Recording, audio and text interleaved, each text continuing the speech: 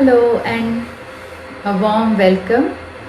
आज अमृत का आखिरी चैप्टर मैं कवर कर रही हूँ, लेकिन अमृत शब्द ही इमॉर्टल यानी शाश्वत और हमेशा एग्जिस्ट करने वाली चीज़ होती है। तो ये जो नॉलेज है गुरु जी का वो तो हमेशा रहेगा, और ये जो वीडियोज़ है अमृत निरूपण के वो भी हमेशा रहेंगे, और आप इनको कभी भी अपने हिसाब से वापस देख सकते हैं, सुन सकते हैं, जो कि मुझे लगता है हमें करना चाहिए, क्योंकि ये जो नॉलेज है उसको जानना एक बात है, समझना एक बात है, और उसको प्रैक्टिस में लाना एक बात है।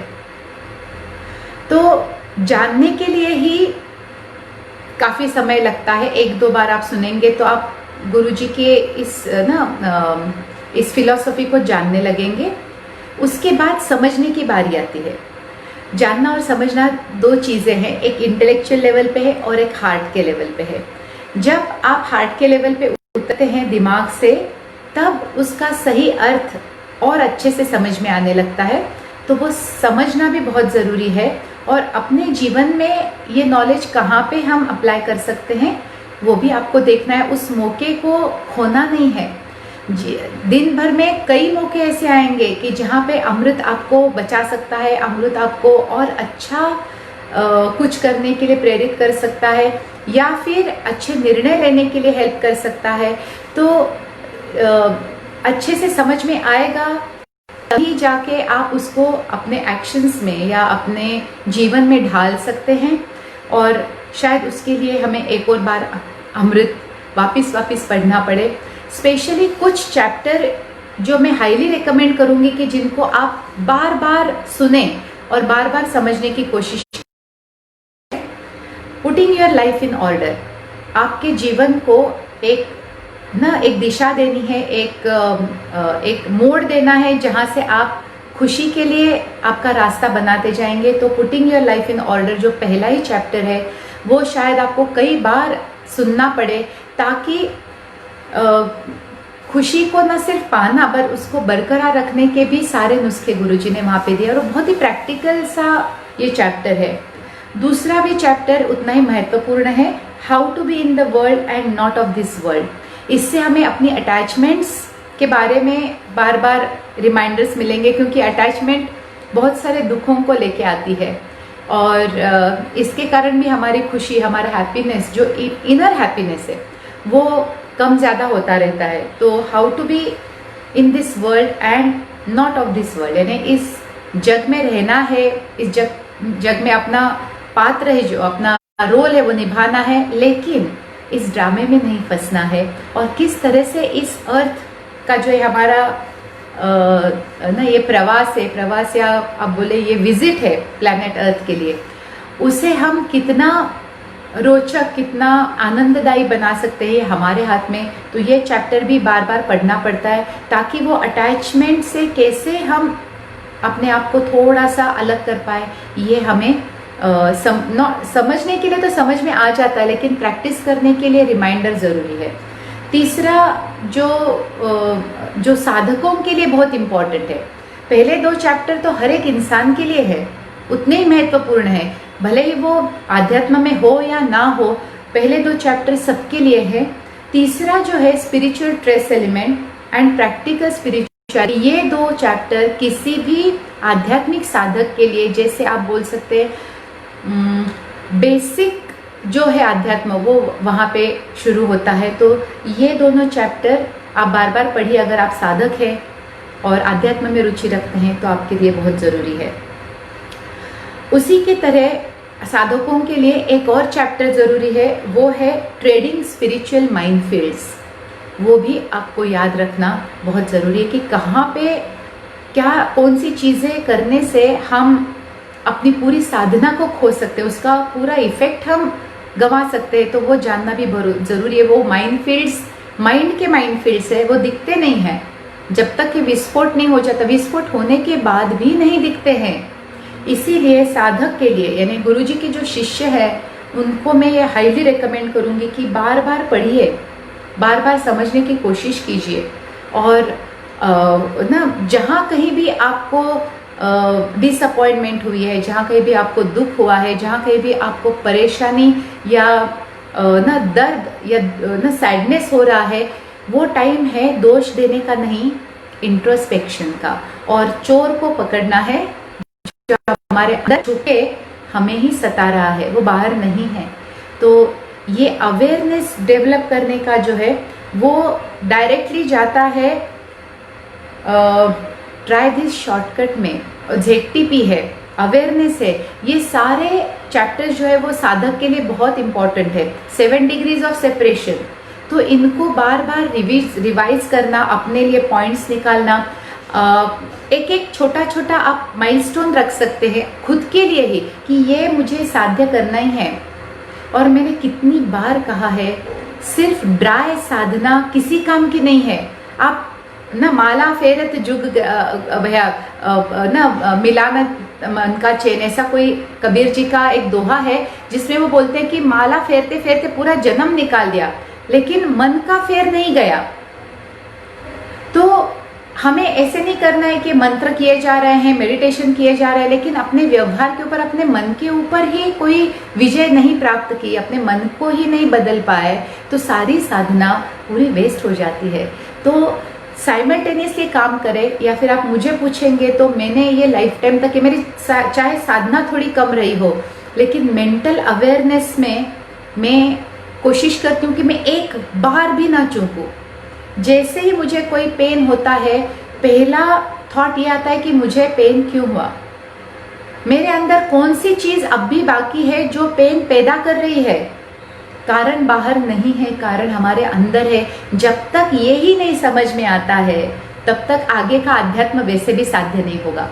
तो ये दोनों साइमल्टेनियस चीजें हैं। एक भी पेन, एक भी डिसअपॉइंटमेंट, एक भी दर्द, एक भी दुख नजर से नहीं छूटना चाहिए। एक भी गुस्से का रीजन, एक भी जेलसी का रीजन निकलना नहीं चाहिए। यानी अपने अंदर की सफाई के ऊपर पूरा ध्यान देना चाहिए। आपके चाहे मंत्र थोड़े कम पड़ जाए, आपके चाहे ध्यान थोड़ा कम लगे, क्या फर्क पड़ता है? मन शुद्ध हो गया, मन के ऊपर आपका ध्यान है, वो ज्यादा जरूरी है। तो साधकों के लिए ये सारे चैप्टर, जैसे 7 डिग्रीज ऑफ सेपरेशन है, ट्राई दिस शॉर्टकट है, ट्रेडिंग स्पिरिचुअल माइंडफील्ड है, 3 स्टेजेस ऑफ इवोल्यूशन, वो तो खैर जानकारी के लिए है।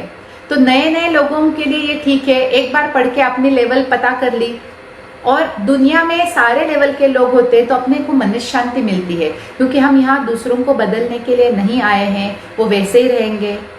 हम यहाँ पे हमें बदलने के लिए आए हैं। तो जितने भी चैप्टर आपको बदलने के लिए, आपको और अच्छा बनाने के लिए हेल्प करे, वो जरूरी है।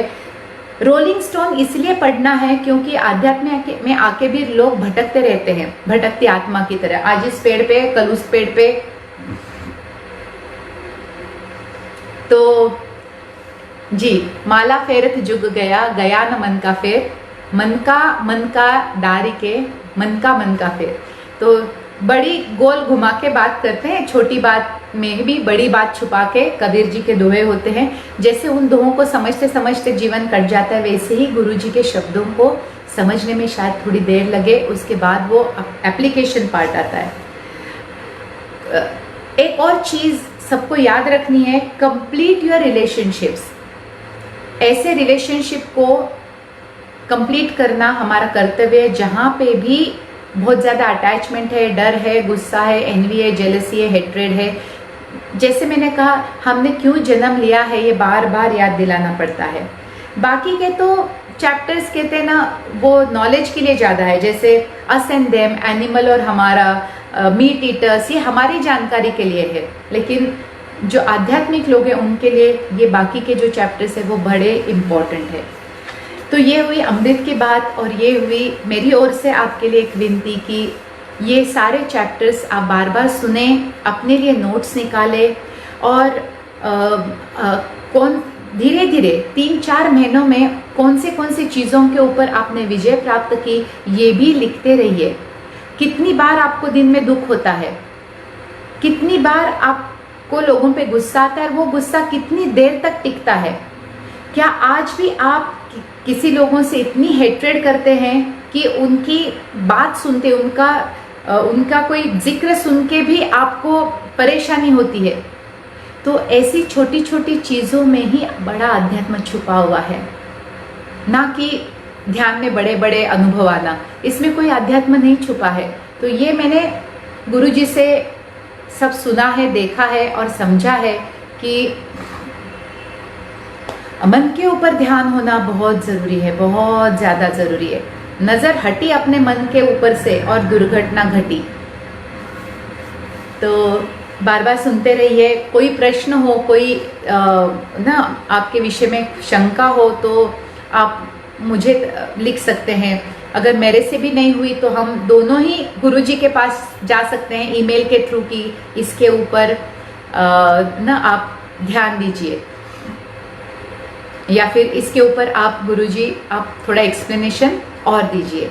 तो इस तरह से हमारा प्रवास निरंतर चलता रहे। अपने अंदर की खामियों को देखना सीखें, अपने अंदर की खामियों को सुधारना सीखिए, और यही अध्यात्म है और कुछ नहीं। पता नहीं, ये मिक्स्ड इमोशन है।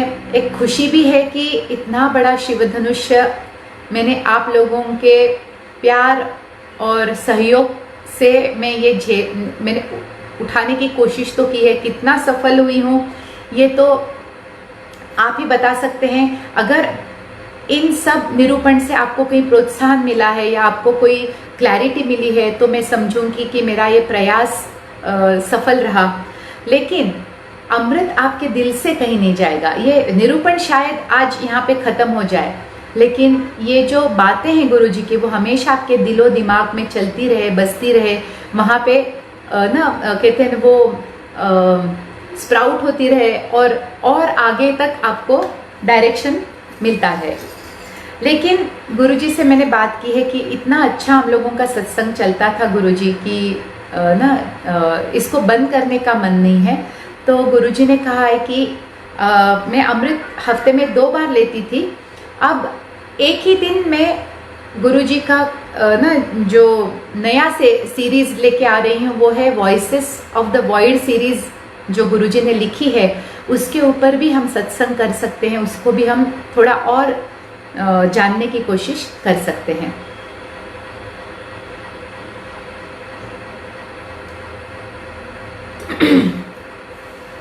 तो अगले सप्ताह से मैं लेके आऊँगी आपके लिए वॉइसेस फ्रॉम द वॉइड का एक जो चैप्टर है वो लेके आऊँगी और उसके ऊपर हम सत्संग करेंगे, उसको और अच्छे से जानने की कोशिश करेंगे। लेकिन वो मैं हफ्ते में एक ही बार लूँगी और गुरुजी ने कहा है कि मैं ट्यूसडे को वो लूँ, तो अगले मंगलवार को मैं वॉइसेस फ्रॉम द वॉइड शुरू करूँगी और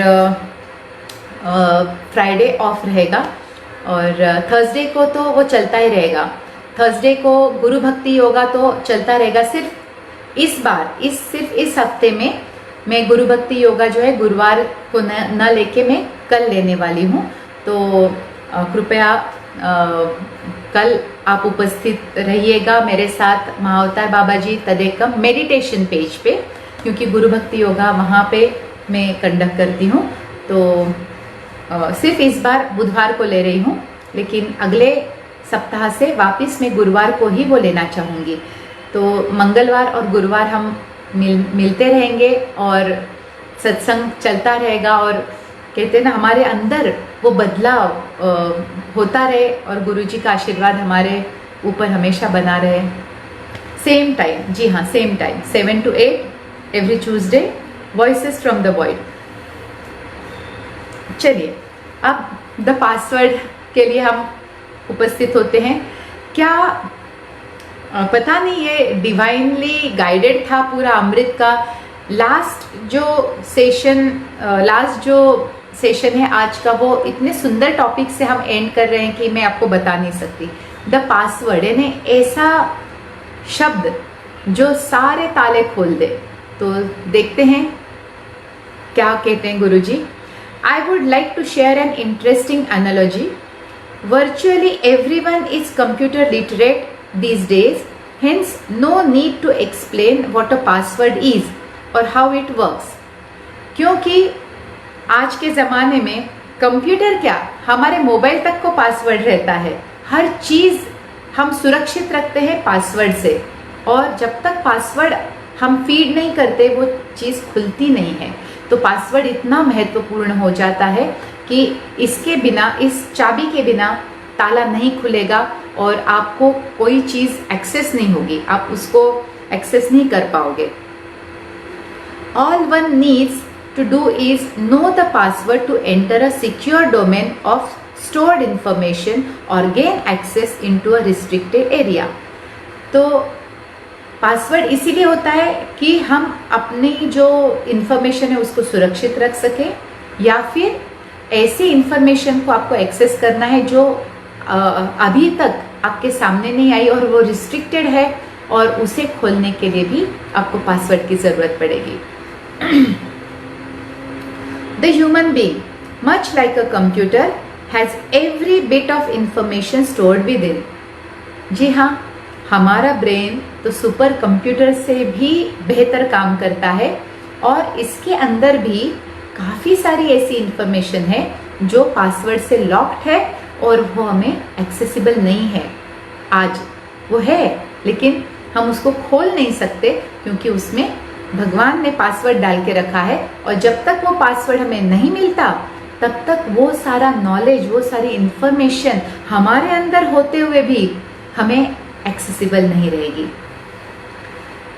Our soul is a repository of all the wisdom, enlightenment, powers and knowledge of all the universe। क्या अमेजिंग बात है ना। इस ब्रह्मांड में उपस्थित सारा ज्ञान, सारी सिद्धियां, सारी शक्तियां, सारा विवेक, सारी इंफॉर्मेशन हमारे अंदर है और हमें ही पता नहीं, एक्सेसिबल नहीं है, पासवर्ड से प्रोटेक्टेड है।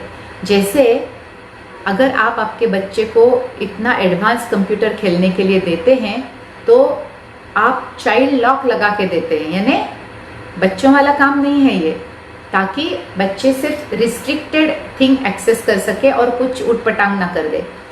वैसे ही भगवान के इन बिगड़े बच्चों के दिमाग में भी भगवान ने सिर्फ चाइल्ड प्रोटेक्शन लगा दिया कि जब तक एक लेवल तक मैच्योरिटी ना आए और वो पासवर्ड एक्सेस नहीं हो तब तक हम अपने ही इस इंफॉर्मेशन से, अपने ही इस नॉलेज से, अपने ही इन ताकत से हम खुद वंचित रहेंगे, क्योंकि वो लेवल हमें प्राप्त नहीं हुई है। इसलिए चाइल्ड लॉक हमारे दिमाग पे लगाया है भगवान ने।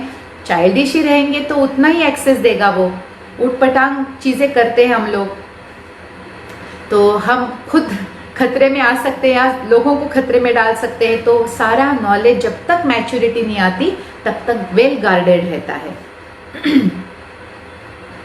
More importantly, we have within ourselves the knowledge of our true divine and eternal nature, which in other words is the joy of knowing that you are a reflection of the light of the Creator।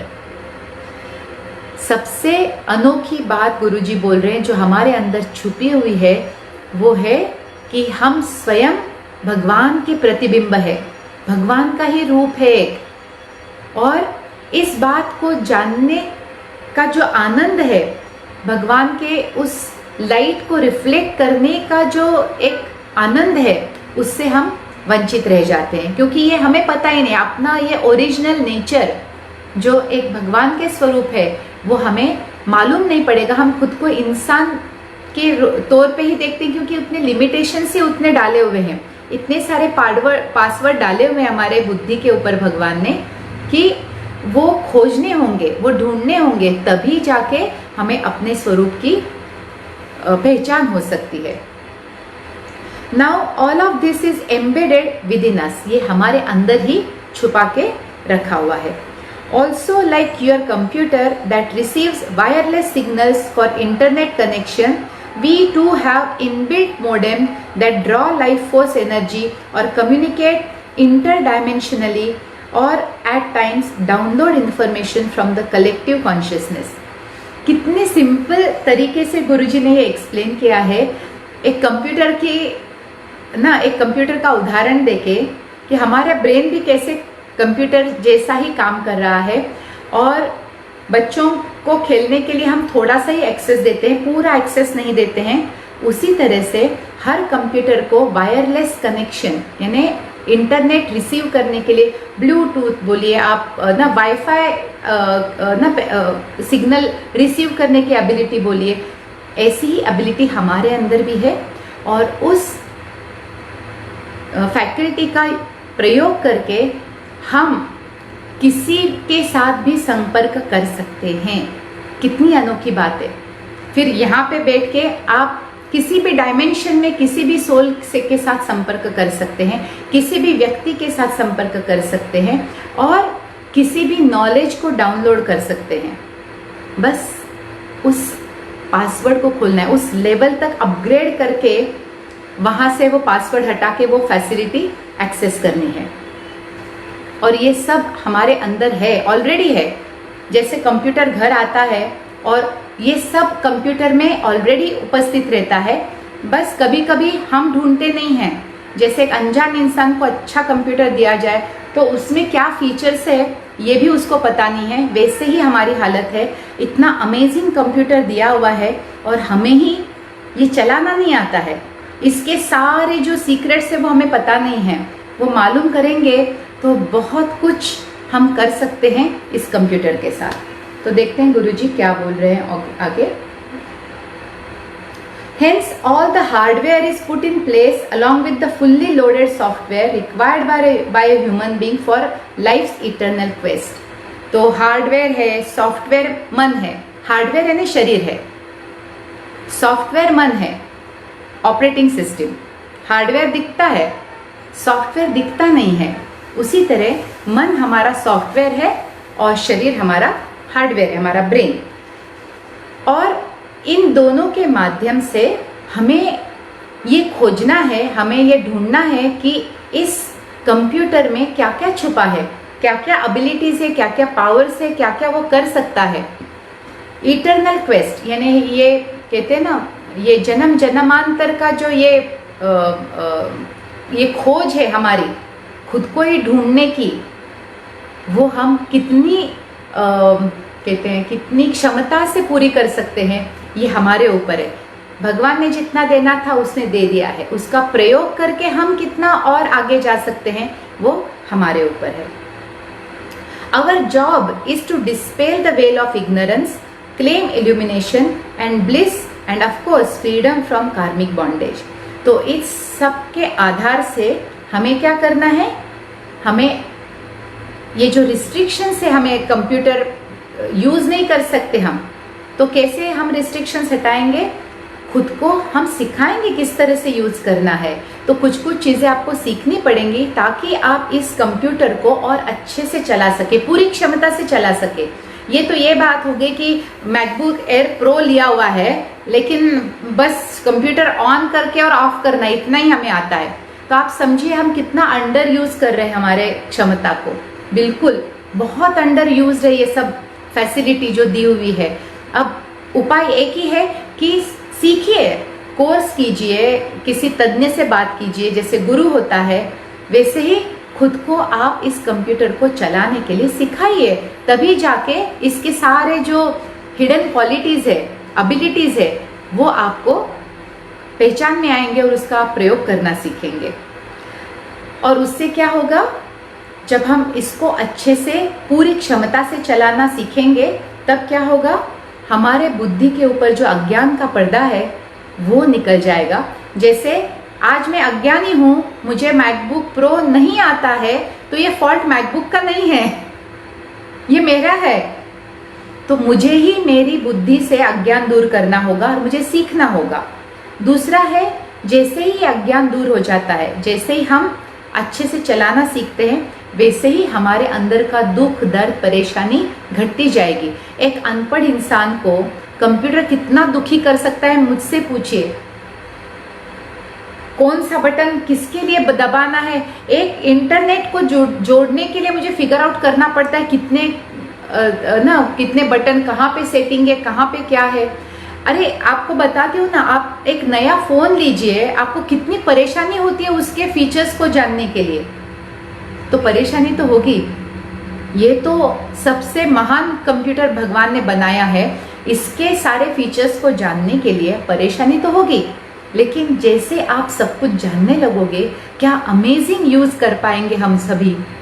ये तो आपको अंदर भी feel होता होगा कि ये हम पूरी क्षमता से इस सुविधा का लाभ नहीं ले रहे हैं। नहीं तो अगर इसको ठीक तरह से एक्टिवेट किया, हमने थोड़ा सा सीखा, तो हम क्या क्या नहीं कर सकते। Now how do you access the embedded powerhouse within you. अब ये जो सुपर कंप्यूटर जो हमें दिया है, इसमें जो छुपे हुए सारे प्रोग्राम्स है, फीचर्स है, वो हमें पता कैसे चले। And to end the millennium of suffering and delusion. और जैसे ही ये क्षमताएं हमारे अंदर से एक्टिवेट हो जाएंगी, इस दुख तकलीफ से जन्मों जन्म से जब हम गुजरते हैं, वो सारा खेल बंद हो सकता है। Well, you need a password. यहाँ पे आपको एक स्पेशल पासवर्ड सीखना होगा, जानना होगा, जिसके कारण ये जो स्पेशल एबिलिटीज है आपके कंप्यूटर की, वो आपको यूज करने के लिए अवेलेबल होंगी। Now this password is registered in your consciousness. कैसे बात है ना, ये सब हमारे साथ है, लेकिन हम इसी सारे से अनजान हैं। Meaning at a subconscious level you know what to do in order to open the doors to your own emancipation। इसका मतलब ये है कि हमारे अंतर मन के कहीं ना जो गहराई है, वहाँ पे इसी का आंसर छुपा हुआ है कि कैसे हमारे लिए ये रास्ते खोलने हैं, ये दरवाजे खोलने हैं, जिससे हम इस सारे ज्ञान को प्राप्त कर सकते। वो नॉलेज है हमारे अंदर, लेकिन वो इतनी गहराई में है अंतर मन की कि हम वहाँ तक डुबकी नहीं लगा सकते, हम वहाँ तक पहुँच नहीं सकते। तो सब कुछ होते हुए भी हम उसका कोई यूज़ नहीं कर सकते। So then where is the problem. तो गुरुजी बोल रहे फिर प्रॉब्लम है कहाँ। सारा सिस्टम हमारे अंदर है, फिर भी हम इसको एक्सेस क्यों नहीं कर सकते। Why don't we have a few million Buddha-like enlightened beings walking among us? अगर ये इतना इजी होता, गुरुजी बोलते, इस पासवर्ड को प्राप्त करना, तो आज इस जग में लाखों बुद्ध यानी एनलाइटेंड लोग चल रहे होते, घूम रहे होते। The problem is that we have forgotten the exact password that is required to open the file of illumination। Problem ये है कि जन्म मरण के इस चक्कर में, इस दुख और सुख के उतार चढ़ाव में, ये जो पासवर्ड है जो भगवान ने दिया था हमें, लेकिन हम अब पूरी तरह से भूल चुके हैं। आपको याद होगा कि कभी आप पासवर्ड भूल जाओ ईमेल आईडी का, जिसको आपने यूज़ नहीं किया है सालों से, कितनी तकलीफ होती है। बाप रे, क्या क्या आजकल रिट्रीवेबल है, पहले तो नहीं था ये सारा सिस्टम। और मुझे याद है मुझे कितनी परेशानी हुई थी उसको रीसेट करने के लिए। तो कितने जन्मों से हमने ये पासवर्ड भुलाए बैठे हैं, अब वापस उसको एक्टिवेट करना है, तो थोड़ी तो तकलीफ होगी। And just like a computer, if there is any mistake in feeding the password, the system will reject your entry. अब भूल चुके, हम ट्रायल एरर करते रहते हैं, लेकिन एंट्री मना है जब तक कि आप सही पासवर्ड आपके अंदर डालते नहीं हैं और ये फैकल्टी आपकी खुलती नहीं है। Then where does the solution lie. अब उपाय कहाँ पे है। प्रॉब्लम तो गुरुजी ने डिस्कस किया कि कैसे हमारे अंदर सब कुछ होते हुए भी हम उससे वंचित है, क्योंकि जो एक पासवर्ड लगता है इसको खोलने के लिए, इस नॉलेज को खोलने के लिए, वो हम भूल चुके हैं। So solution is either you remember the password on your own, which is extremely remote possibility, और endlessly keep trying various combinations of passwords hoping you get lucky and hit the right one। A large number of spiritual seekers fall in the later category।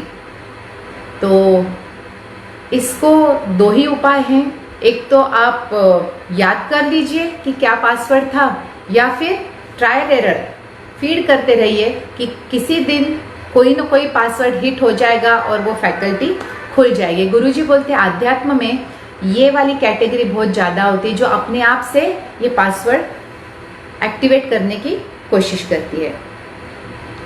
A large number of spiritual seekers fall in the later category.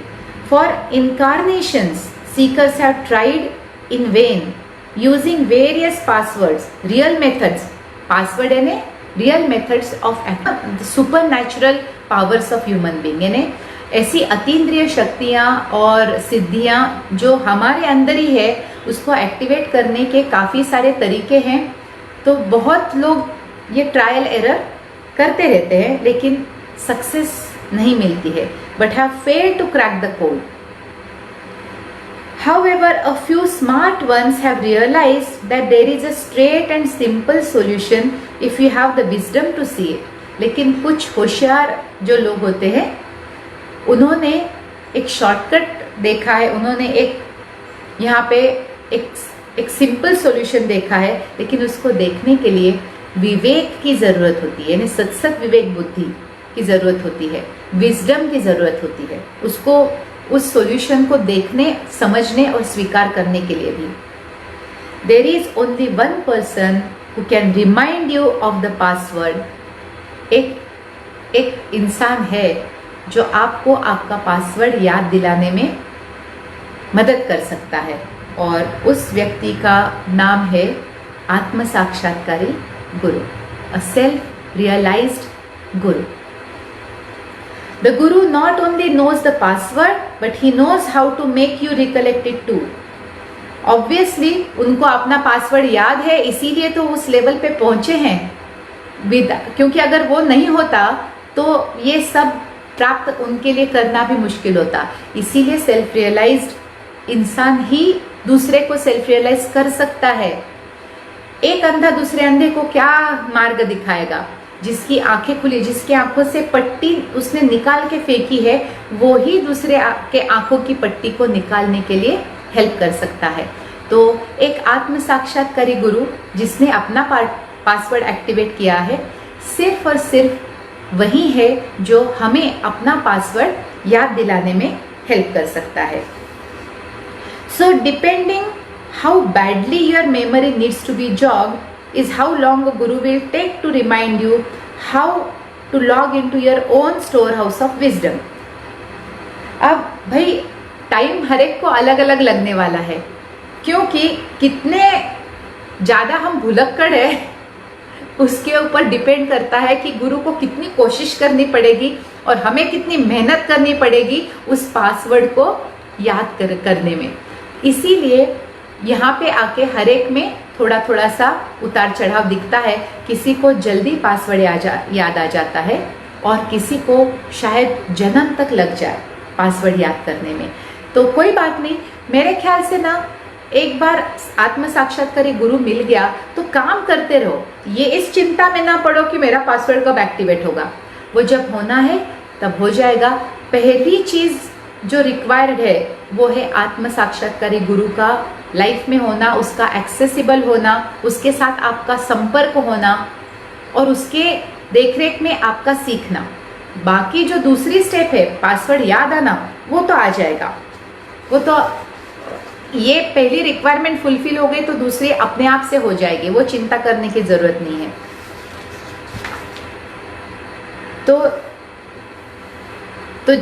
जितने हम भुलक्कड़, जितने हमारी memory को उसको हिला हिला के थप्पड़ मार के जगाना पड़ेगा ताकि हमें अपना खोया हुआ विजडम, अंदर का खोया हुआ प्यार और आनंद ये याद नहीं आ जाता। तो तब तक काम करते रहना है। The only exception here is that in a rare moment of extreme grace, the Guru uses his own means of access and in that one instant gives the disciple full revelation of the universe. ये करोड़ों में एक बार होता है जब गुरु अपनी कृपा से एक झटके में खुद ही पासवर्ड डाल देता है हमारे ब्रेन में और सब कुछ खोल देता है।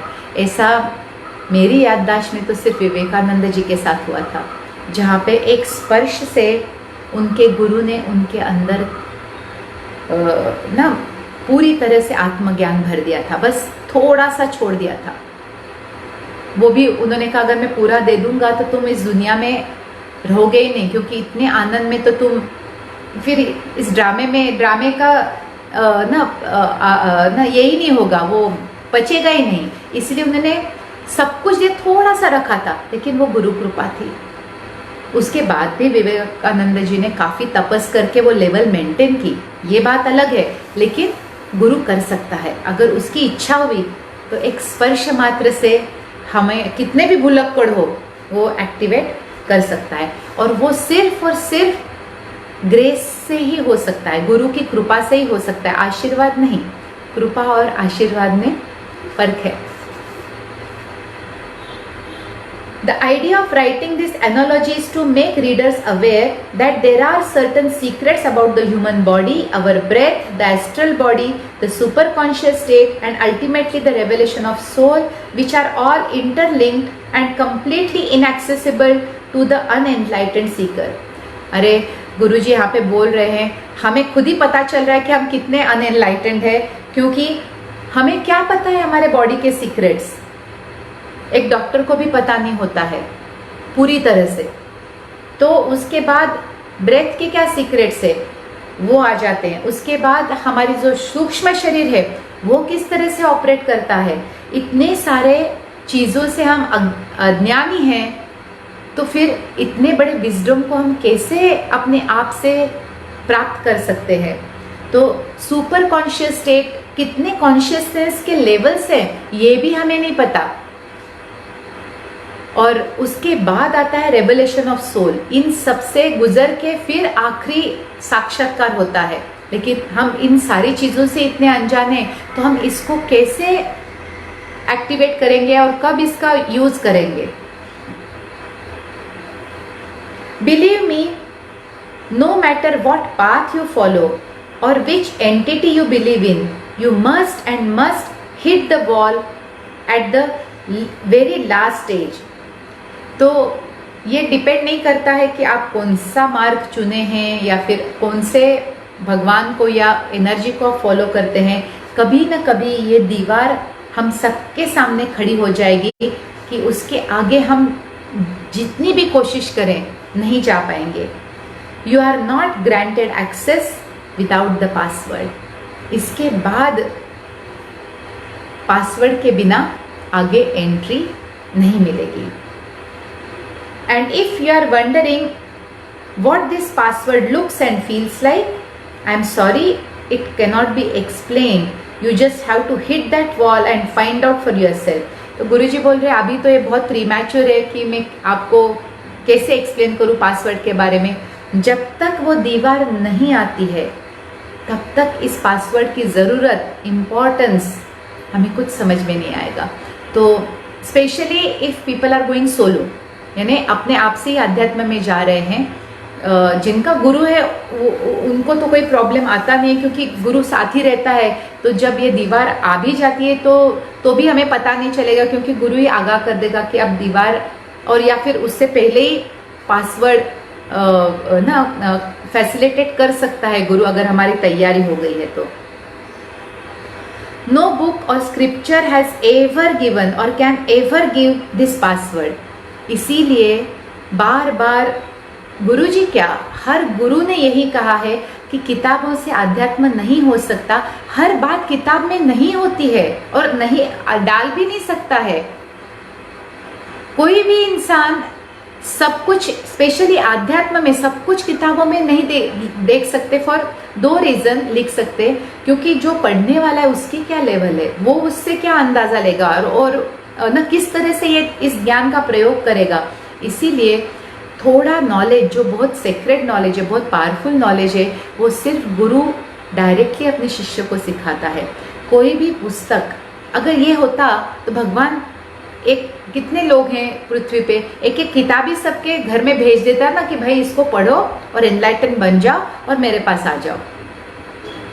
अगर किताबें ये कर सकती थी तो जीवित व्यक्ति की ज़रूरत ही नहीं रहती किसी भी संत, साधु या अवतार को अपने उस स्वरूप को वापस पहचानने में। अगर कृष्णा ये रूल नहीं तोड़ सकता तो हम किस खेत की मूली है कि हम सोचते हैं कि बिना गुरु के सिर्फ किताबें पढ़ के, फिर भी चाहे वेद हो, पुराण हो, उपनिषद हो, गीता हो, गीता पढ़ के आपको याद हो जाएगी, उसके सीक्रेट्स कभी समझ में नहीं आएंगे। गुरु के आशीर्वाद के बिना आप एक लाइन भी आप अंदाज़ा नहीं कर सकते कि क्या लिखा है और उसमें क्या छुपा है। Vedas are very cryptic language. आप लिटरल मीनिंग लेंगे तो आपको कुछ समझ में नहीं आएगा। एक गुरु की आवश्यकता होती है, वो जो उसमें छुपा हुआ अर्थ है उसको खोल के अच्छे से समझाने के लिए। तो गुरु के बिना तो काम नहीं होगा, और कोई भी किताब आत्मज्ञान कैसे प्राप्त करना है ये सिखा नहीं सकती। It is for this reason that the sages, saints, the enlightened masters and almost all ancient books on universal wisdom have repeatedly said that only through the Guru can one reach God or experience the complete revelation of the soul. Unfortunately, there are no exceptions to this rule. तो बार बार यही समझाया गया है हमें कि गुरु कीजिए, और ऐसा गुरु कीजिए जो आपको 1 to 1 मिले, आपकी बातें समझ सके, आपके प्रॉब्लम समझ सके, आपकी लेवल को जान सके, और उसके अनुसार आपकी साधना वो आपको दे और उसके ऊपर भी देख रेख करे। ये इतना इजी नहीं है, इतना कमिटमेंट वाला गुरु मिलना, और इतना इजी भी नहीं है इतनी कमिटमेंट जो दे वैसा शिष्य बनना। तो ये दोनों है, एक ताला है एक चाबी है, दोनों ही ज़रूरी है। और तभी जाके जो ये खेल है वो ख़त्म होगा और हमारे अंदर का सुपर कंप्यूटर एक्टिवेट होगा। इस रूल को कोई भी एक्सेप्शन नहीं है, हर एक व्यक्ति को ये रूल फॉलो ही करना पड़ता है। तो क्वेश्चन है, I would like to know how does a person realise that he has got the password, and is there something as right time when Guru will reveal the password? What qualification should a seeker have so that to get this password from a Guru? बहुत अच्छा question पूछा है कि कैसे हमें पता चले कि हमें पासवर्ड मिला है, और क्या सही समय होता है जब गुरु हमें ये पासवर्ड देगा, और एक साधक तैयार है ये कैसे पता चले कि तब गुरु से उसे इस पासवर्ड की प्राप्ति हो सकती है। गुरु जी का उत्तर इस प्रकार है, the password is required when you are ripe and ready for self realisation, and at that point your question will be immaterial as you will already have the answer. You will know when, how and what is required, trust me. तो अभी हमें चिंता करने की ज़रूरत नहीं है। ये पासवर्ड तब लगेगा जब हम अपने खुद के साक्षात्कार के बिल्कुल करीब आ गए हों, लेकिन वो क्रॉस नहीं कर सकते। वहीं उसी दीवार की गुरुजी बात कर रहे हैं कि एक लेवल आ जाता है कि लोग बहुत डीप मेडिटेशन में चले जाते हैं, बहुत ज़्यादा डीप, लेकिन फिर भी वो दीवार नहीं लांघ सकते, वो आत्मा साक्षात्कार से वंचित रहते, क्योंकि गुरु का पासवर्ड वहाँ पे ज़रूरी है। हमारी तो वैसे भी थोड़ा टाइम है, आराम से है, तब तक तैयारी चलती रहे। और गुरुजी बोलते जब आप उस लेवल पे आ जाओगे आपको अपने आप से पता चलेगा इस प्रश्न का उत्तर। दूसरा प्रश्न है, is it imprinted in your destiny who will be your guru? Is he there to guide until his disciple achieves enlightenment? तो ये बहुत अच्छा प्रश्न है कि क्या ये आपके प्रारब्ध में, आपके भविष्य में लिखा होता है कि कौन आपका गुरु है, और ये भी लिखा होता है कि वही गुरु आपको एनलाइटनमेंट तक प्राप्त हो, या जब तक एनलाइटनमेंट नहीं मिलता वही गुरु आपको मिलता है? The answer to your first question is yes. तो गुरुजी बोलते हैं पहले प्रश्न का उत्तर हाँ है कि आपके नसीब में कौन गुरु होगा ये लिखा ज़रूर होता है, लेकिन चॉइस आपको लेनी पड़ती है, क्योंकि कभी कभी ऐसे होता है कि सामने 3-4 पर्याय है। अब ये डिपेंड करता है आपकी बुद्धि, आपके विवेक और आपकी लेवल के ऊपर कि आप क्या चॉइस करते हो, और आपकी चॉइस के अनुसार फिर आगे का रास्ता खुलेगा। तो बहुत सोच समझ के कदम उठाना, गुरु किसे कर रहे हैं, क्यों कर रहे हैं, मेरी रिक्वायरमेंट क्या है, ये स्पष्टता होना बहुत ज़रूरी है। लेकिन गुरु की व्यवस्था पहले से हो जाती है, लेकिन पहचानना ये हमारे फ्री विल की, और गुरु को स्वीकार करना ये भी हमारी चॉइस रहेगी। भगवान थोपता नहीं है हमारे ऊपर कि ये गुरु है इसको ले लो, नहीं, वो एक कहते हैं ना वॉल्यूशनल, यानी पूरी अपनी मर्जी से जानबूझ के सोच समझ के लिया हुआ एक निर्णय होता है हमारे अपने प्रगति के लिए, तो ये थोपा नहीं जाता। तो गुरु एक पर्याय की तरह सामने आता है, उन पर्यायों में से हम कौन सा चूज करते हैं, किस वजह से चूज करते हैं, ये सब हमारी लेवल, बुद्धि, हमारे कहते हैं ना आध्यात्मिक एस्पिरेशन, इस सब के कारण आपकी चॉइस कम या ज़्यादा हो सकती है। But if you fail to recognise him then you miss the opportunity in that lifetime. लेकिन आप अगर चूक गए सही गुरु को पहचानने से, तो इस जीवन के लिए तो वापिस दूसरा इतने लेवल का गुरु मिलना कठिन हो जाता है। Answer to second question is no, यानी कि क्या गुरु आत्म साक्षात्कार मिलने तक शिष्य के साथ रहता है, तो इस प्रश्न का उत्तर ना है। If there is a strong connection the guru and some of his disciple may come together in many lifetime. ये कनेक्शन के ऊपर डिपेंड करता है कि आपका गुरु से और गुरु का आप से, दोनों तरफ से होना है, कितना पक्का नाता दिल का बन गया है। ऐसे सिचुएशन में गुरु और शिष्य कई जन्मों तक एक साथ आ सकते हैं। But this is not a certainty, लेकिन ये कोई पक्का उसूल नहीं कि ऐसा ही हो। There are too many variables in planning a blueprint, क्योंकि हमारा जो प्रारब्ध है उसमें बहुत सारी शक्यता या पॉसिबिलिटीज होती है। आप समझिए कि मैं जन्म लेना चाहती हूँ, लेकिन मेरा गुरु अगर उस वक्त जन्म नहीं ले रहा है तो मुझे वही गुरु नहीं मिलेगा, दूसरे की किसी की व्यवस्था हो जाती है। हमारे नसीब में हमारी लेवल के अनुसार गुरु की व्यवस्था की जाती है, ये नहीं तो दूसरा। आखिरकार जैसे भगवान के अनेक रूप होते हैं, वैसे ही गुरु तत्व के भी अनेक रूप होते हैं, और सभी गुरु उसी गुरु तत्व का हिस्सा है। तो चेहरा बदल सकता है, उनकी लेवल या उनकी एबिलिटी नहीं। But this is not a certainty, there are too many variables in planning a blueprint. However, if you have done enough sadhana, you will certainly get a guru every lifetime whom you must recognize and accept. लेकिन आपने खुद को आध्यात्मिक level पे अगर एक level पे उठाया है, तो हर जीवन में आपके प्रारब्ध में ये व्यवस्था जरूर होगी कि आपको एक अच्छा गुरु उपलब्ध हो।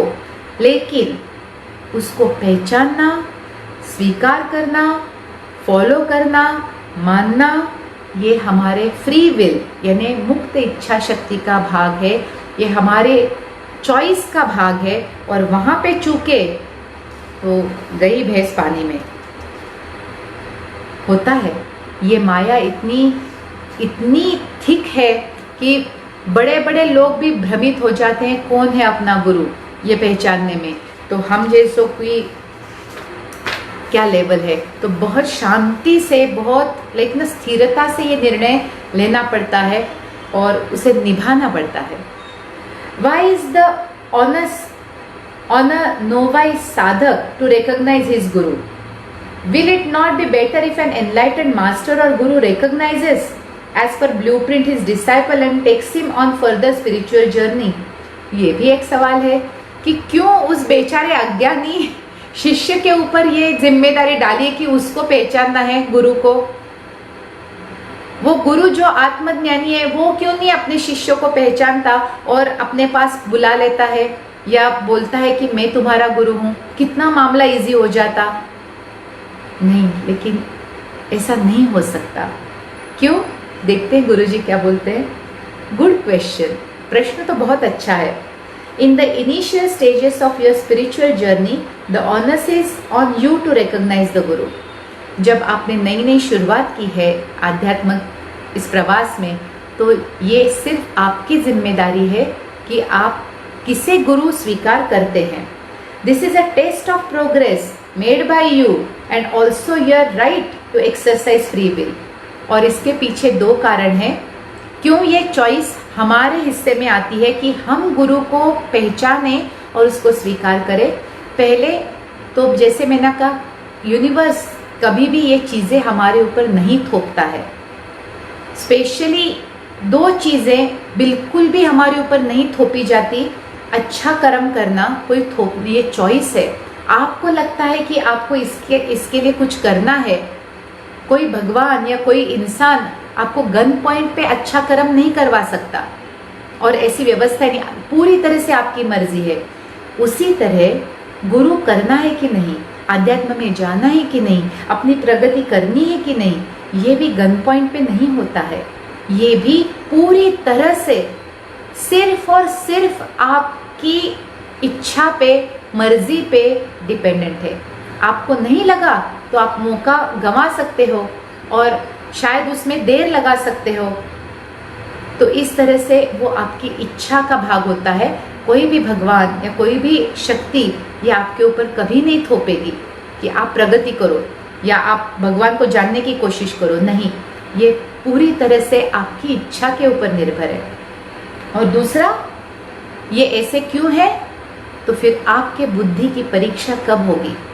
अगर सब कुछ गुरु ही करे कि आ जाओ, यहाँ पे ना गुरुजी ने बहुत क्यूट सा मजाक किया था किसी के साथ कि कहीं कहीं लिखा होता है कि if you are ready the master appears, या फिर गुरु आपके दरवाजे तक पहुंच जाता है। इस सेइंग का, इस स्टेटमेंट के कितने गलत अर्थ निकलते हैं। इसका अर्थ गुरुजी बोलते ये है कि दरवाजे पे ने आपके घर की घंटी नहीं बजाएगा गुरु कि हेलो टिंग टोंग, तुम मेरे शिष्य हो, चलो मेरे साथ। ऐसा कोई करे तो पहली चीज तो आप फ्रीक आउट हो जाओगे पूरी तरह से कि कौन पागल, क्या गुरु, मुझे नहीं आना है, कौन कहां से आ गया, क्या आप स्वीकार करोगे?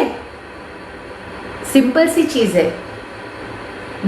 और इस तरह से जबरदस्ती से थोपा गया रिश्ता आप क्यों मानोगे और क्यों रिस्पेक्ट करोगे? इसीलिए इस स्टेटमेंट का अर्थ यह है कि आपके लाइफ में गुरु आता है, दरवाजे पे आता है, यानी बुद्धि के दरवाजे पे आता है, घर के दरवाजे के ऊपर नहीं। वहां पे तो चोर डाकू आते। तो गुरु आपके जीवन में आता है, आपके मन के दरवाजे को खटखटाता है। अब आपके ऊपर है कि क्या आप उसको पहचानते हो, अपना मानते हो और जी जान से उसको फॉलो करने की या उसकी सीख को अपनाने की कोशिश करते हो।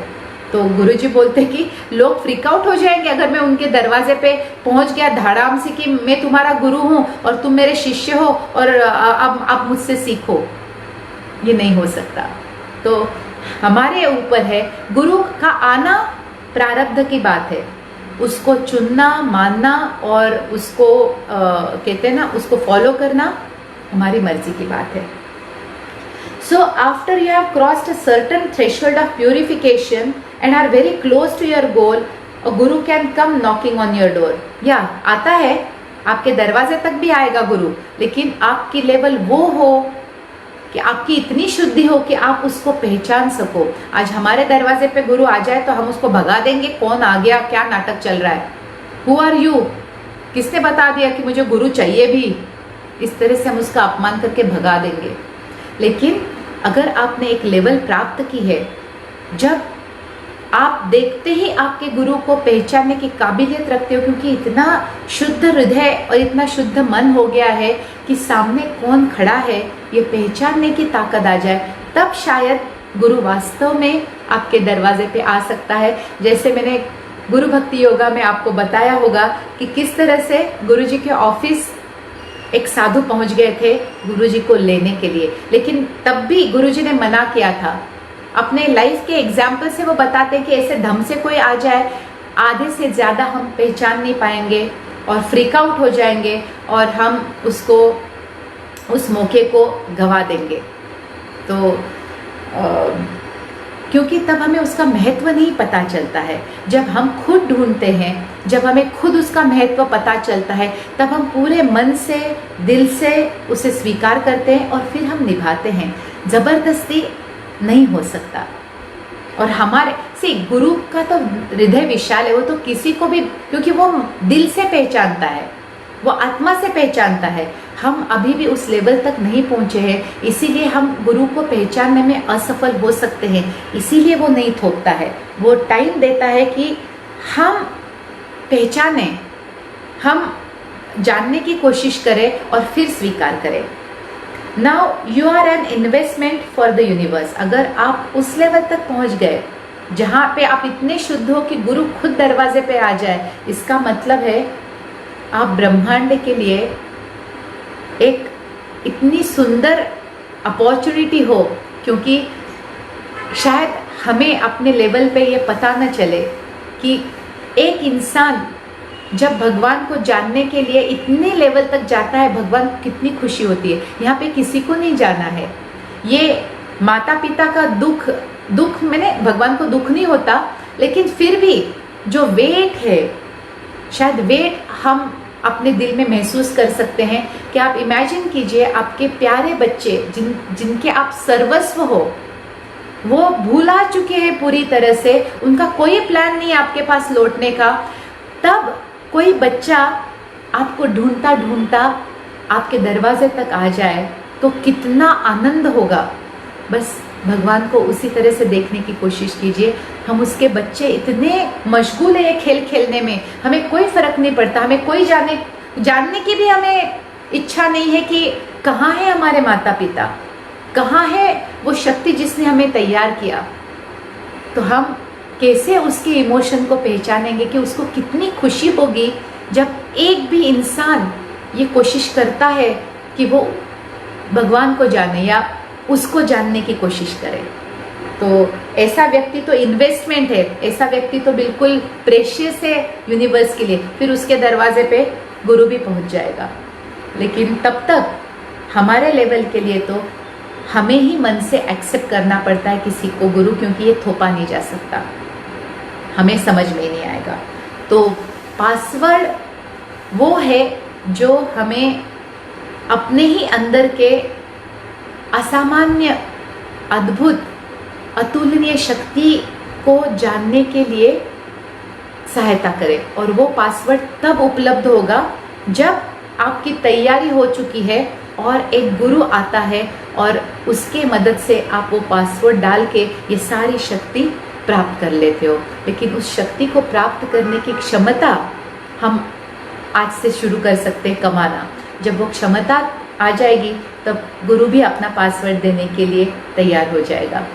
तो इस पासवर्ड के साथ अमृत का निरूपण मैं आज यहाँ पे ख़त्म करती हूँ। आप सबका बहुत बहुत धन्यवाद। ये जर्नी इतनी सुंदर थी, इतनी कहते हैं ना ज्ञान देने वाली थी कि मुझे भी लगता है एक नया अर्थ मैंने खुद भी जाना है हर निरूपण से। और मुझे क्या करना है ये भी मेरे लिए बहुत स्पष्ट होता गया है। और मेरी ये इच्छा है कहिए या फिर